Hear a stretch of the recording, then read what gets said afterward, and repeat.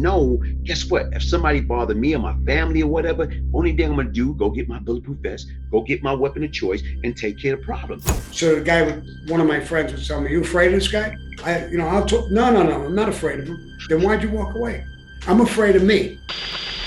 I got out of prison when I was 72, and I had $430 in my pocket, but I had family waiting for me, my ex-wife, my daughter, my son, friends who kept calling, a couple of people throwing me a few dollars. Here, bro, you're home. Here, put this in your pocket. And I said, it just got me. And I said, I'm going to go straight. I'm going to stay straight. A couple of people asked me, could you kill? I said, you bet your sweet ass I could kill, but I don't want to. Mm-hmm. It's over. That's done. I mean, I don't do that. To defend myself, maybe, or defend my family, maybe. Don't doubt that I could kill, but I don't do that. That's not in my head. My head is to be good, to go forward, to be friends with people, to help people like myself. I could imagine how hard it was. My daughter took me down to get Social Security. I waited on lines. I got food stamps. I got one food stamp check. And then they said, if you're making over $1,000 a month in Social Security, you're not eligible for food stamps. I was thrown off of that. I didn't have insurance. I didn't have nothing. I think about so many of my friends in prison that I made who don't have the fortune to come home and find a family or a good friend who's willing to help. And the government should think about that, helping people come out. Don't ask a question, why did they recommit? It's an easy answer. You closed all the doors in their face. They can't be a lawyer, a doctor. They can't be a lot of things. They can't vote. They can't own a gun. They can't own nothing. So now the guy was dealing drugs maybe and making a lot of money. So you want him to go to fucking McDonald's and flip hamburgers? And then you want to ask me, why did he recommit? Why don't you help him not commit? In prison, and you know it as well as I do, they don't teach you shit. It's all bad shit. So put programs together in prisons, open the door where these people could go and make a living, a good living, and your recommit numbers are going to go down drastically. The system is, rigged to hurt you, the RICO law and all these other things. I would have a black friend of mine tell me, Sammy, what do you think with my case? Now, I know the law a little bit because I've been through it so many times. And I know, who's your lawyer? They gave him to me, court-appointed lawyer. Who's your investigators? Some drunken Irish cop. Bo, see if you could take a plea. Why, Sammy? Because the prosecutors got 5 or 6 really good prosecutors. Their investigators is the FBI. You don't stand a fucking chance, bro. If you could make a deal to get, not to cooperate, I'm not convincing them to cooperate, but take a plea and get out of this case. You're fighting King Kong. You're not going to win. And when you fight, you're going to get double the amount of time. And if you lose, and you're going to lose. I hated to tell guys that, but it's true. And especially like some black guys, they were broke, came in, and they're up against a firestorm. And you know that. So I would tell some of the guys like that and talk with them, like I said, about Fat Cat. And there's people. I did time with an old man. I didn't know his last name, but he was a black guy. He was much older than me. And me and him, we used to play chess, used to play cards. He was a real good man. They thought I had cancer. And now he come over to me and he says, Sam, you got cancer? I heard. Yeah. I says, I think so. They're not sure. They're going to do more tests and whatever. He says, I'm going to start cooking for you. I'm going to make you healthy. He wanted to help me so bad. So I said, yeah, the doctors can't help me if I got it.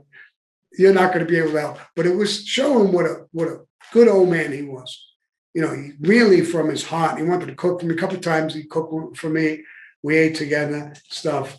But And he was part of the Weatherman group. Remember those Weatherman? Oh, fucking, he must have been in prison for 30 something years. Now, I had told people this guy could, he would do the laundry. That's how he made some extra bucks. And I said, this guy could be out, bro. He's not going to hurt a fly. He did 30 something years. Let him the fuck out. Maybe he'll meet some fucking broad who want to marry him, and he'll work, and he could work in a post office or something. But, they close all these doors on you pretty good, And you know what? Even with that, you're 1,000% right, because once again, at one point in time, they used to provide different program, college training program, and for some reason, I don't know, because of the budget, they claim they took it out. But how can you expect a person to come in as a cold-blooded criminal and then go back into society several years later? I've been in and out of, jail basically since I was 16. And the last time I caught a case, and I made a deal and I was going home. And the closer it got to me being released after doing, 8 years, 8 months, 17 days, I got afraid for the first time. Normally, when I'm going home, I'm not worrying about nothing because I know, guess what? If somebody bothered me or my family or whatever, only thing I'm going to do, go get my bulletproof vest, go get my weapon of choice and take care of the problem. Now, as I'm getting closer to getting out, I'm afraid because of my mindset. My mindset, what about somebody breaking into your house? What if somebody violates your family? What are you going to do? And out of nowhere, I got to pick up the phone and call the NYPD or the police station and report it because I can no longer take the law into my own hand. That's when I knew, wow, it was over. Right. And I felt, I was scared, but I felt good about myself. But it's not that you're scared, and it's not that it's over. It's just the beginning. It's just the beginning for you. Now you're going to become a member of society, and it's not that, I used to get into an argument. I would walk away from the argument. So one of my friends would tell me, "You afraid of this guy?" I'll talk. No, I'm not afraid of him. Then why'd you walk away? I'm afraid of me. I'm afraid of what the fuck I might do. He's yapping in my fucking face, and I'm afraid of me. That's why I walk away. I take enough of it and I walk away because I know if I do something, now I'm stuck in prison. I'll never get out. So I don't want to stay here. So it's the beginning, my friend. It's the beginning of your life. And being a citizen, listen, I don't hate my father and mother were legitimate people, hardworking people. I love them with all my heart and soul. So to me, there was nothing wrong with them. It was a little something wrong with me. Mm-hmm. So I kind of said, let me fix that. There's a lot of hardworking people out there. People are going to listen to you now and say, wow, that's Glaze, bro. This guy's no joke. But you really ain't a joke because you're putting your life together and going forward. And that's what motivated me to come on and talk with you. And I hope you get some of my people listen to this guy. He's for real. I mean, he's no joke. He's for real. And he's changed his life. And just like me and many, many other people. And it's a beautiful thing. And if more of us could do the same thing, we'll have a much better country. And you look at that, and you're right about that, because even when our first conversation, it was so powerful and positive that I love that. And you're right.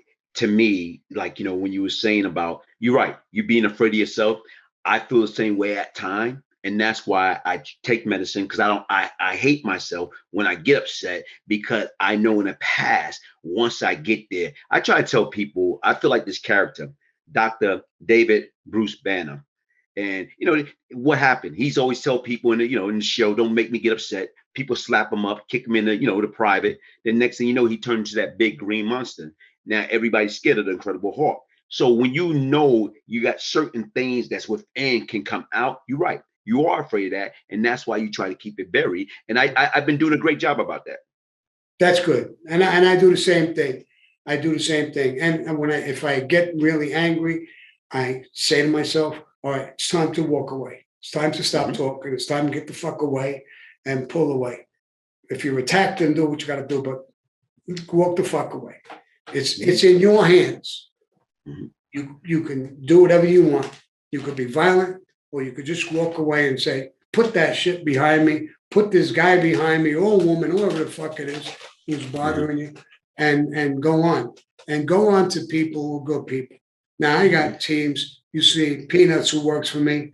Yeah. Oh, Glaze is your friend, oh, and she don't know how to help you. I mean, these are good people, and that's what Yeah. I put good people around me working.